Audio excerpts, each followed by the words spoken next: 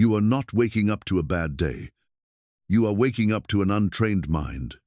If you do not take control of your first thought, the world will do it for you. Your past, your fears, your responsibilities, all of it will rush in before you even stand up. You think life is overwhelming you, but the truth is, your mind is reacting without discipline. Marcus Aurelius reminded himself that you have power over your mind, not outside events. And that is where everything begins. Every morning is a silent battle. Not with people, not with circumstances, but with your own thinking. Either you take control in the first moment, or you spend the rest of the day trying to recover from what you allowed in. And that choice is made in seconds, not hours. Morning is where control is either claimed or surrendered. And most people give it away without even noticing. The moment you open your eyes, your mind is in its most vulnerable state. Quiet, suggestible, ready to be shaped. And what you allow in during those first minutes will echo through the rest of your day. If the first thing you reach for is your phone, you are not starting your day. You are reacting to someone else's agenda, message, problems, expectations, and without realizing it, you step into a state of urgency and tension before you have even decided who you are going to be. I have lived that pattern more times than I can count. Waking up and immediately scanning notifications, feeling a tightness in my chest before my feet even touched the ground. Nothing had actually happened yet, but my mind was already racing, already preparing for stress that had not arrived. That is how subtle the loss of control is. It does not come from dramatic events. It comes from small, repeated habits that train your mind to react instead of lead. Marcus Aurelius understood this deeply, even as an emperor surrounded by pressure, conflict, and constant demand. He began his mornings by preparing his mind, not by escaping into distraction, but by reminding himself what kind of person he needed to be.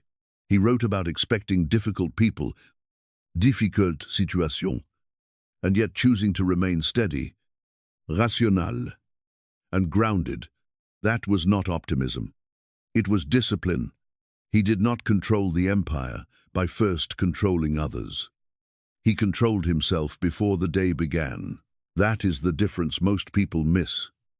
Control is not something you assert later when things go wrong. It is something you establish before anything begins. If your first thoughts are scattered, negative, or reactive, you are already behind, because your mind is now chasing the day instead of shaping it. But if your first thoughts are chosen, intentionnel, and calm, you create a foundation that everything else rests on. The mistake is thinking that these first moments do not matter, that you can just wake up, rush into the day, and somehow regain clarity later. But the truth is, your mind carries momentum.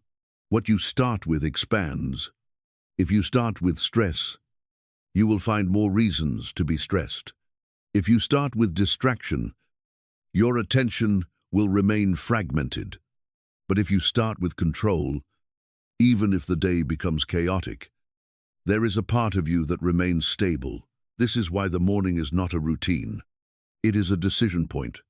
Before the world speaks to you, you must speak to yourself. Before you absorb information, you must establish direction. It can be as simple as one clear thought, one statement that anchors you. Today, I decide how I respond. Not what happens, but how I meet it. That single shift changes everything, because it places responsibility back where it belongs, inside you. There will still be pressure, there will still be problems, but they no longer define the tone of your day, because you defined it first. That is what most people never experience. They live in reaction so long that they forget what it feels like to lead their own mind. They wait for motivation, for clarity, for the right mood, but none of that comes reliably. What does work is choosing control before anything else interferes. You do not need more time. You do not need perfect conditions. You need a moment of awareness and the discipline to use it. The first minutes of your morning are not casual. They are critical. They decide whether you move through the day with intention or drift through it, pulled by everything around you. And once you see that clearly, you cannot unsee it, because you realize that control was never far away. It was simply never claimed. Attitude is not something that appears during the day. It is something you decide before the day begins. Most people wake up and wait to see how they feel. They check their energy, their mood, their circumstances, and then they let those things determine how they will show up. That is not control. That is dependence. When your attitude depends on what happens, you have already given away your power, because now the day leads you, and you follow. The Stoic does the opposite. Before anything unfolds, before a single problem appears, he decides who he will be, not based on comfort, not based on ease, but based on principle.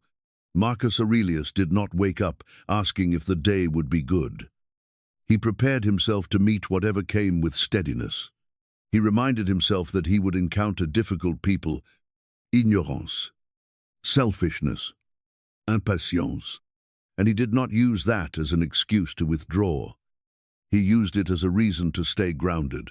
His strength was not in avoiding challenge. It was in choosing his response in advance. That is where attitude becomes power. When you say, "Today will be a good day," you are not predicting the future.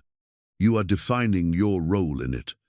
You are saying that regardless of what arrives, pressure, delay, conflict, uncertainty, you will meet it with clarity instead of panic, with discipline instead of reaction. That single decision separates those who are constantly shaken from those who remain steady under pressure. I used to believe that a good day required good conditions. If things went smoothly, if people cooperated, if nothing unexpected happened, then I could feel focused and calm. But that belief made me fragile. The moment something went wrong, my attitude collapsed with it.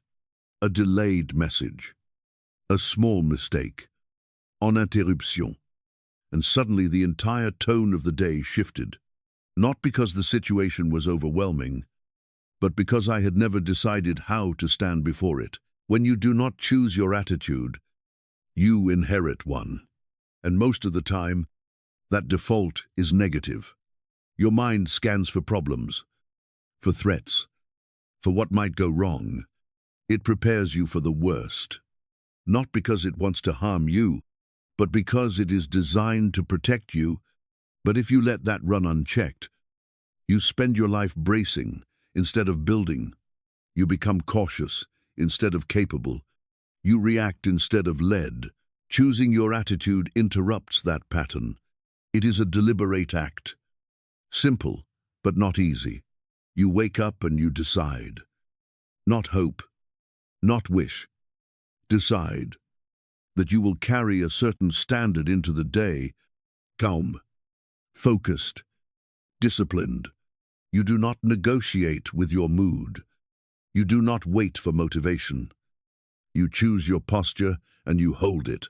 That does not remove difficulty, but it removes instability. Marcus Aurelius understood that nothing external could truly disturb him unless he allowed it. He wrote to himself as a reminder, not because he had mastered it perfectly, but because he knew how easily the mind slips back into reaction. That is the reality most people ignore. Discipline is not a one-time decision. It is a repeated one. Every morning you return to the same point, and every morning you either reinforce control or weaken it. There is a quiet strength in deciding your attitude early. It does not look dramatic. It does not feel intense, but it creates consistency. When something goes wrong later, you do not need to rebuild yourself from zero. You already established your ground. You do not scramble to regain focus. You simply return to what you already chose. That is what makes the difference over time. Not one perfect day, but many steady ones. A good day is not the result of everything going right. It is the result of you remaining aligned with what you chose. That is why this decision must come first. Before noise, before pressure, before interaction.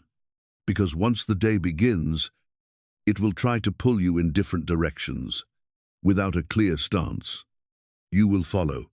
With one, you will hold. You are not waiting to see what kind of day you will have. You are deciding what kind of person you will be in it. And once that is set, the rest of the day no longer defines you. It reveals you. Your mind does not show you reality. It shows you what you have trained it to notice. Most people believe they are reacting to the world as it is, but they are not. They are reacting to a filtered version shaped by their focus, their fears, and their habits of thought. If your mind is trained to look for problems, it will find them everywhere. If it is trained to expect disappointment, it will confirm that expectation again and again. This is not because the world is always negative, but because your attention has been conditioned to select only what reinforces that belief. I did not realize how deeply this pattern controlled me until I started paying attention to what I noticed throughout the day. Small things that could have been neutral or even positive passed by without recognition, while anything slightly inconvenient immediately captured my attention. A delayed response, a mistake, a minor conflict. Those became the highlights of the day, not because they were the most important, but because my mind had been trained to prioritize them. That is how subtle this programming is. It does not shout. It quietly decides what deserves your awareness. Marcus Aurelius understood this mechanism long before it had a modern explanation. He wrote to himself that the quality of your life depends on the quality of your thoughts, not as a motivational statement, but as a practical observation. What you repeatedly think becomes what you repeatedly see. If you carry suspicion, you will see disrespect. If you carry frustration, you will see obstacles. But if you train your mind to look for what is useful, what is good, what is within your control, your perception shifts, and with it, your experience of reality. This is why a simple statement like "something good will happen today" is not naive. It is strategic. You are not predicting an outcome. You are directing your attention. You are telling your mind that today it should search for something worth noticing, something that aligns with growth instead of fear. And once that instruction is given, your mind begins to operate differently.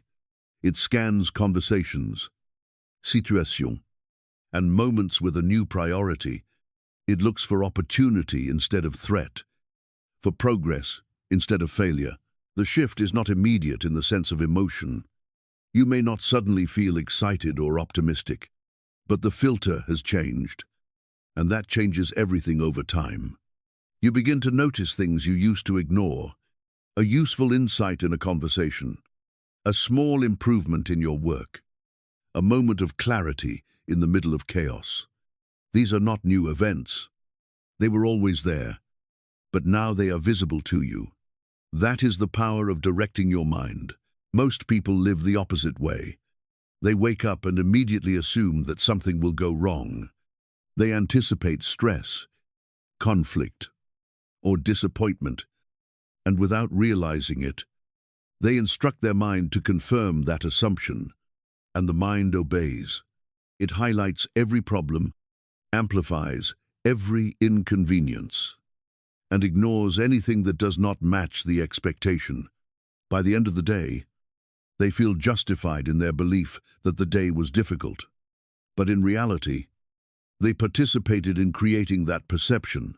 Training your mind to find what is good is not about ignoring reality. It is about balancing it. There are always problems, but there are also always possibilities. And where you place your attention determines which one dominates your experience. Marcus did not deny the hardships of his life. He faced them directly, but he refused to let them define his inner state. He chose to see what could be done, what could be learned, what could be endured with dignity. This is a discipline, not a mood. You will have moments where your mind slips back into old patterns, where it focuses on what is wrong, what is missing, what is uncertain. That is expected. The difference is that now you recognize it, and you redirect it. You remind yourself that your attention is not random. It is a tool, and you decide how it is used. Over time, this changes how you move through the world. You become less reactive, less overwhelmed by small disruptions, more aware of what is actually useful. You begin to see options where you once saw only obstacles, not because the world has changed, but because you have changed the way you look at it, and that is the quiet advantage most people never develop. The ability to guide their own perception instead of being controlled by it. When you train your mind to look for what is good, you are not escaping reality. You are shaping your experience of it, and that is where control deepens. Not in changing what happens, but in changing what you choose to see. Anxiety does not come from what is happening. It comes from what you believe you cannot handle. Most people think they are afraid of situations, but they are not. They are afraid of their own perceived weakness in the face of those situations. The mind runs ahead into the future, constructs scenarios, exaggerates outcomes, and then quietly adds one assumption beneath it all, that you are not enough to deal with it. That is the root. And until you confront that belief, no external solution will ever feel stable. I have experienced this pattern in its most ordinary form. A message that says we need to talk, a delay in response, a small uncertainty. And suddenly the mind begins to spiral. It does not wait for facts. It fills the gap with imagination. And that imagination is rarely neutral. It leans toward the negative, toward what could go wrong, toward outcomes that reinforce doubt. Nothing has actually happened yet, but internally, you are already reacting as if the worst has begun. That is how quickly anxiety takes control when the mind is left untrained. Marcus Aurelius faced realities far more severe than modern discomforts. War, disease, betrayal, the weight of an empire. And yet he returned again and again to a simple principle. Do not let your mind invent suffering beyond what is present. He did not deny difficulty. He rejected exaggeration. He understood that the mind, if unchecked, will multiply problems by imagining them before they exist. And in doing so, it weakens your ability to respond when something real actually occurs. This is where the shift must happen. Not in eliminating uncertainty, but in strengthening your response to it. When you say to yourself, whatever happens, you can handle it, you are not guaranteeing ease. You are reinforcing capability. You are reminding your mind that it does not need to panic in advance, because you have already committed to meeting the situation when it arrives. That single decision interrupts the cycle of fear because it removes the assumption that you are unprepared. Anxiety feeds on hesitation, on the space between not knowing and not trusting yourself. When that space is filled with doubt, the mind expands it into something overwhelming. But when it is filled with conviction, even a quiet one, the intensity begins to shrink. You are no longer asking, what if this goes wrong? You are stating that if it does, you will deal with it. That is a different posture entirely. One that moves you from avoidance to readiness. I learned this not from a dramatic moment, but from repeated small confrontations with uncertainty, situations that I would normally avoid, delay, or overthink became opportunities to test a different response. Instead of trying to eliminate discomfort, I focused on standing firm within it. Not perfectly, not without resistance, but with intention. Each time I followed through, each time I faced something I would have previously avoided, the belief that I could handle things grew stronger, not because the situations became easier, but because my relationship with them changed. Marcus Aurelius did not wait for confidence to act. He built it through action. He did not demand certainty before moving forward. He accepted uncertainty as part of the process. That is the discipline most people resist. They want reassurance before effort, clarity before commitment, safety before movement. But those things are not given in advance. They are developed through engagement. You do not need to remove anxiety completely to move forward. You need to stop obeying it. The feeling may still arise. The mind may still suggest worst-case scenarios. But you are no longer required to follow those suggestions. You can observe them, recognize them, and then return to the principle that matters, that whatever comes, you will meet it. That is where strength begins. Not in the absence of fear, but in the refusal to be directed by it. Over time, this creates a different internal environment. Situations that once triggered immediate stress now become manageable, not because they have changed, but because your baseline has changed. You are no longer fragile in the face of uncertainty. You are prepared. You do not need to control every outcome. You need to trust your ability to respond. That is the quiet power Marcus Aurelius practiced. Not control over the world, but control over himself. And that is the same power available to you, not through avoiding difficulty, but through meeting it with a mind that no longer doubts its own strength. You are not stuck. You are repeating. Most people believe they are trapped by circumstances, by habits, by past decisions. But what they are really experiencing is a pattern that has gone unchallenged for too long. The same thoughts lead to the same actions. The same actions lead to the same results. And over time it feels permanent. But it is not permanent. It is simply familiar.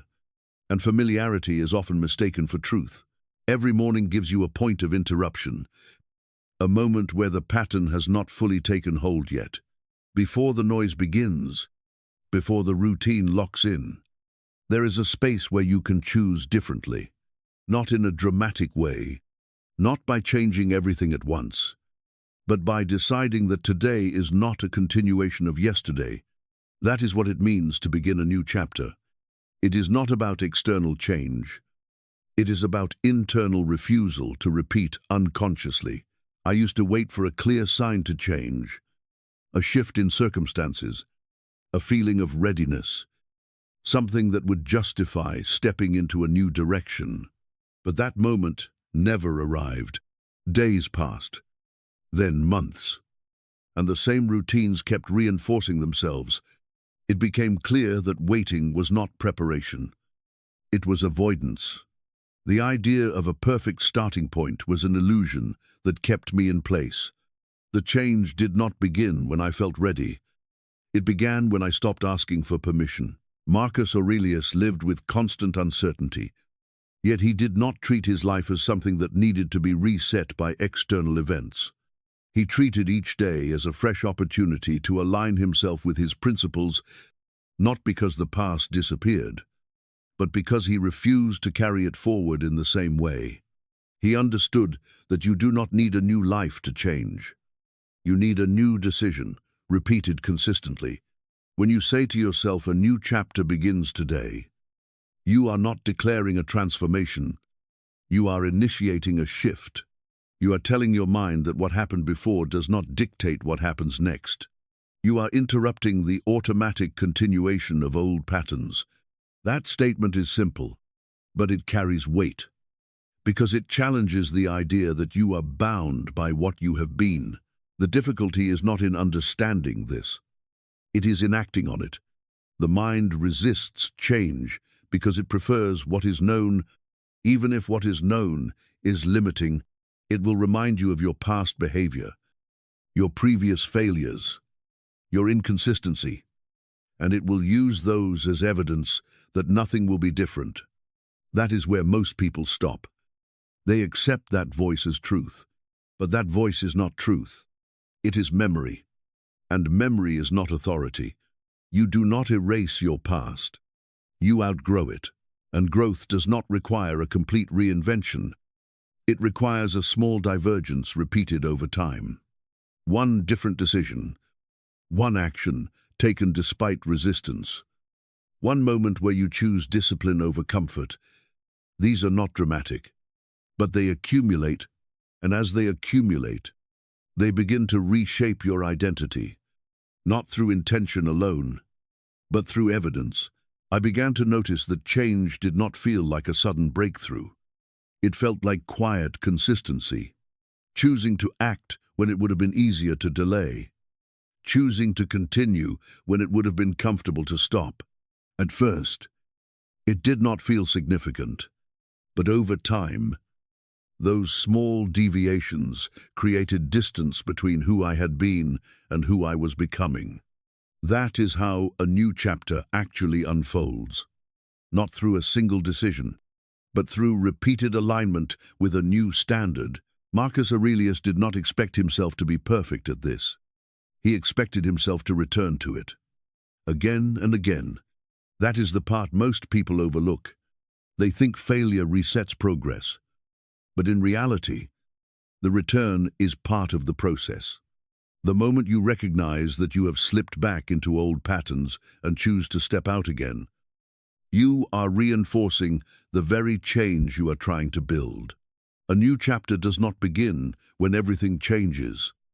It begins when you stop allowing everything to stay the same. It begins when you take ownership of the direction, even in the smallest way.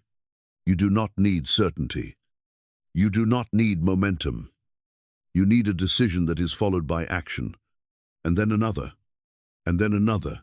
Over time, the repetition of those decisions creates a shift that feels undeniable, not because it was dramatic, but because it was consistent. You look back and realize that the version of yourself you once believed was fixed was never fixed at all. It was simply unchallenged. And once you begin to challenge it, even in small ways, it loses its hold. That is the quiet rebirth that happens each day. Not a complete transformation, but a steady redefinition. And the more you practice it, the more natural it becomes. Until one day, you are no longer trying to start over. You are simply living differently. Perfection is not a high standard. It is a hidden form of avoidance. It convinces you that you are being disciplined, that you are waiting for the right moment, the right plan, the right version of yourself. But in reality, it keeps you from moving at all. You delay action not because you lack ability, but because you refuse to begin imperfectly. And the longer you wait, the more distant progress becomes. Not because it is out of reach, but because you have chosen not to reach for it. I used to believe that if something was worth doing, it had to be done the right way from the beginning. I would plan, adjust, rethink, hesitate, and by the time I felt ready, the opportunity had either passed or my energy had faded. What I called preparation was often resistance in disguise. I was not refining my approach. I was protecting myself from the discomfort of being seen while still incomplete. That is the cost of perfection. It trades progress for the illusion of control. Marcus Aurelius never wrote as someone who had mastered himself completely. His writings are filled with reminders, corrections, and reflections, not declarations of perfection. He understood that growth is not a fixed state. It is a continuous effort. He did not expect to arrive at a flawless version of himself. He expected to keep returning to discipline, again and again. That is the difference between someone who evolves and someone who remains stuck. One accepts the process. The other waits for completion before beginning. When you say to yourself, "I am a work in progress," you are not lowering your standards. You are making them realistic. You are acknowledging that improvement requires movement, and movement includes mistakes. Without that acceptance, every error feels like failure, and every failure becomes a reason to stop. But when you understand that error is part of development, it loses its power to discourage you. It becomes information instead of judgment. The mind resists this idea because it prefers certainty. It wants to know that your effort will lead to a specific outcome, that your actions will be validated, that you will not look incompetent along the way. But those conditions are rarely present at the start. If you wait for them, you will remain in the same place, refining a version of yourself that only exists in theory. Real growth happens in practice, in imperfect execution, in repeated attempts that gradually improve over time. I began to see that the people who made the most progress were not the ones who had everything figured out, but the ones who were willing to act before they felt ready. They made mistakes. They adjusted. They continued. Their advantage was not talent.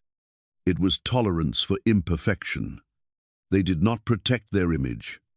They built their ability, and that difference changes everything. Because one keeps you safe, the other moves you forward. Marcus Aurelius faced the same internal resistance, the desire to avoid error, to maintain control, to present strength without flaw. But instead of denying it, he confronted it directly. He reminded himself that the purpose was not to appear perfect, but to act in accordance with reason and principle. That allowed him to move forward without being paralyzed by the fear of making mistakes. He measured himself by effort and intention, not by flawless execution. You do not need to eliminate the desire to do things well. You need to separate it from the need to do things perfectly. There is a difference between striving for quality and delaying for perfection. One pushes you into action with focus, the other keeps you in hesitation with doubt. When you accept that you are in progress, you give yourself permission to act. And that permission is what creates momentum. Momentum does not come from thinking. It comes from doing. The first imperfect step leads to the second to the third. And over time, those steps create a path that did not exist before. Without that initial movement, there is nothing to build on. Perfection offers you a complete image, but no path to reach it. Progress offers you a path, but it requires you to walk it without guarantees. I learned that the discomfort of starting imperfectly is temporary, but the cost of not starting at all is lasting. Every time you delay, you reinforce the belief that you are not ready. Every time you act, even imperfectly, you weaken that belief. And over time, the balance shifts. You begin to trust action more than hesitation, effort more than analysis, progress more than perfection.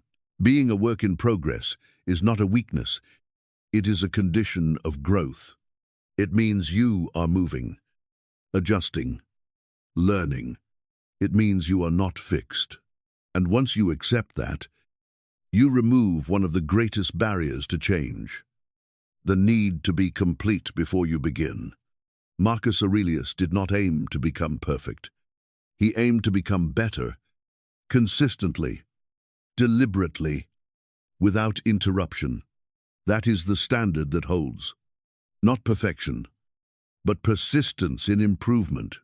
And when you adopt that, you stop waiting to become someone else. You start building who you are, one imperfect step at a time. Strength is not built in moments of intensity. It is built in moments of repetition. Most people are not defeated by difficulty. They are defeated by inconsistency. They start with energy, with intention, with a clear vision. But when results do not appear quickly, doubt begins to take over. They question the effort, the direction, even themselves. And slowly, almost quietly, They step out of the process, not because they could not continue, but because they no longer believed it was worth it. The mind is quick to focus on what is missing. It highlights what you have not achieved, what is still uncertain, what has not yet worked. And if you are not careful, you begin to measure your progress only by visible results. When those results are delayed, it feels like nothing is happening. Even when you are putting in consistent effort, that is where most people lose momentum. Not in failure, but in the absence of immediate reward. I have felt that resistance many times, putting in the work, showing up day after day, and still feeling like I was not moving fast enough. It creates a quiet frustration, a sense that maybe something is wrong. Maybe you are not capable. Maybe this path is not for you. And in that moment, the easiest option is to stop, to look for something new, something that feels easier or more promising. But that cycle repeats itself, because the problem is not the path. It is the lack of persistence. Marcus Aurelius did not measure his life by short-term outcomes. He focused on the act of showing up, of doing what was required, regardless of how he felt or what the immediate result was. He understood that the role of a disciplined mind is not to demand quick success, but to remain aligned with its purpose. He wrote to himself as a reminder that the work itself is enough, that acting with integrity, consistency, and effort is already a form of success. When you say to yourself, if I keep showing up, life will respond. You are not relying on hope. You are committing to a principle. You are choosing to believe that consistent action, even when it feels small, accumulates into something meaningful. That belief keeps you moving when motivation fades. It removes the need for constant validation and replaces it with internal direction. At the same time, you must learn to recognize your own effort. If you only acknowledge yourself when others do, you give away control of your value. The world does not consistently reward effort in visible ways, and if you depend on that, you will often feel overlooked or unappreciated. But when you decide to see your own work clearly, to give yourself credit for showing up, for continuing when it would be easier to stop, you build a different kind of strength, one that does not rely on external approval. This is not about ego. It is about sustainability. Without recognizing your own effort, you will eventually burn out, because you will feel like nothing you do is enough. But when you can see progress in the process itself, when you can acknowledge that showing up is already a step forward, you create a source of motivation that does not fluctuate with outcomes. Marcus Aurelius did not seek recognition from others to validate his actions. He sought alignment with his own standards. That is what gave him stability. Even in a world that was unpredictable and often harsh, he did not ask whether his efforts would be praised. He asked whether they were right. And that question kept him grounded, because it shifted the focus from outcome to intention. Beyond persistence, there is another layer that gives direction to your effort, the sense that what you do matters. Without that, even discipline can feel empty. When you remind yourself that you have something to contribute, you move from simply enduring life to actively shaping it. That contribution does not need to be grand or visible. It can be found in how you carry yourself, how you treat others, how you respond under pressure. These small actions create a ripple effect that extends far beyond what you can immediately see. I began to understand that meaning is not something you wait to discover. It is something you create through consistent action. Each time you choose to act with intention, to remain steady, to continue despite difficulty, you are reinforcing a sense of purpose. You are proving to yourself that your actions have weight, that they are not random, that they are part of something larger than momentary comfort. The combination of persistence and purpose creates resilience. You are no longer dependent on quick results, and you are no longer questioning whether your effort matters. You continue because it is who you are, not because you are guaranteed a specific outcome, and that shift is what allows you to stay in the process long enough to see real change. Most people stop too early, not because they lack ability, but because they lack the internal structure to support long-term effort. They rely on emotion, on motivation, on visible success. And when those fluctuate, they lose direction. But when you build inner strength through consistency, self-recognition, and purpose, you remove that instability. You create a foundation that holds regardless of circumstances. That is what Marcus Aurelius practiced. Not control over events, but control over his commitment to act. And that is the same path available to you, not through extraordinary talent, but through ordinary actions repeated without interruption. Over time, those actions shape your identity, and your identity determines your trajectory. When you keep showing up, when you recognize your effort, and when you understand that what you do carries meaning, you are no longer waiting for life to change. You are building something that cannot be easily shaken, and that is where true strength lives. Not in a single moment of success, but in the quiet, steady decision to continue.